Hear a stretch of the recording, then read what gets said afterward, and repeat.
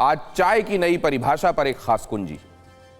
ये नई सख्त परिभाषा FSSAI ने दी है और इसे लेकर पूरे देश में चर्चा हो रही है, क्योंकि इसके बाद हर्बल टी, फ्लावर टी जैसे प्रोडक्ट्स को अपने नाम से टी हटाना होगा।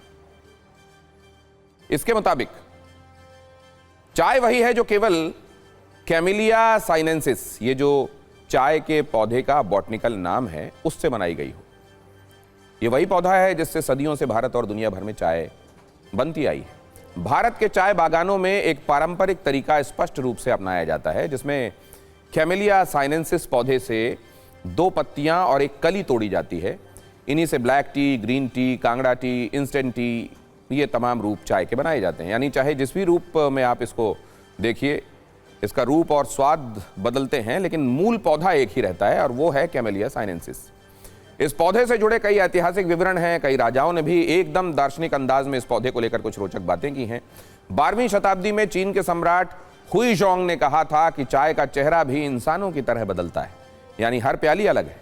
जैसे हर बातचीत, हर विचार अलग होता है, उसी तरीके से चाय की हर प्याली अलग होती है। इसी तरीके से 7वीं 8वीं शताब्दी के तांग वंश के समय चीन में दिन में 5-7 कप चाय पीने का उल्लेख मिलता है। तब कहा जाता था पहला कप ओंठ और गले को तर करता है और 5वां कप इंसान को उन देवताओं के बीच पहुंचा देता है जिनकी कभी पलक नहीं झपकती।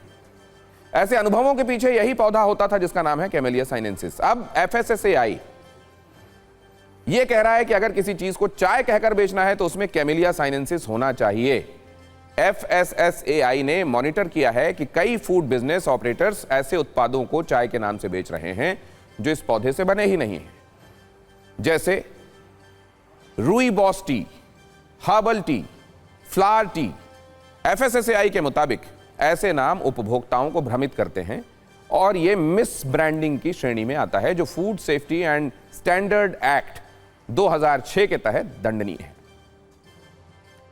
FSSAI के लेबलिंग नियम कहते हैं कि पैकेट के फ्रंट में वही नाम होगा जो वास्तव में अंदर मौजूद उत्पाद की प्रकृति बताए, और अगर यह चाय नहीं है तो उसे टी नहीं कहा जा सकता।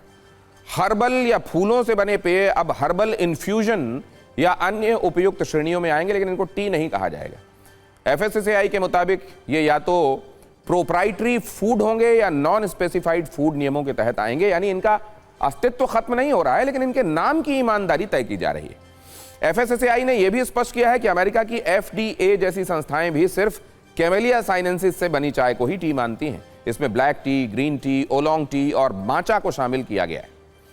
हर्बल इन्फ्यूजन को अलग कैटेगरी में रखा जाता है। कुल मिलाकर चाय सिर्फ एक गर्म पेय नहीं है, वो बातचीत की शुरुआत है, नींद से जागने की सभ्यता है और विचारों को धीरे धीरे उबालने की कला भी। एक प्याली चाय ऊँघती आंखों को जगाती है और चुप्पी में भी संवाद घोल देती है। शायद इसी वजह से चाय को लंबे समय से बौद्धिक लोगों का पेय कहा गया। लेकिन अब चाय की शुद्धता पर भी विमर्श हो रहा है, क्योंकि चाय कही जाने वाली हर वस्तु चाय नहीं होती। यानी चाय को चाय ही रहने दो, कोई उल्टा सीधा नाम न दो।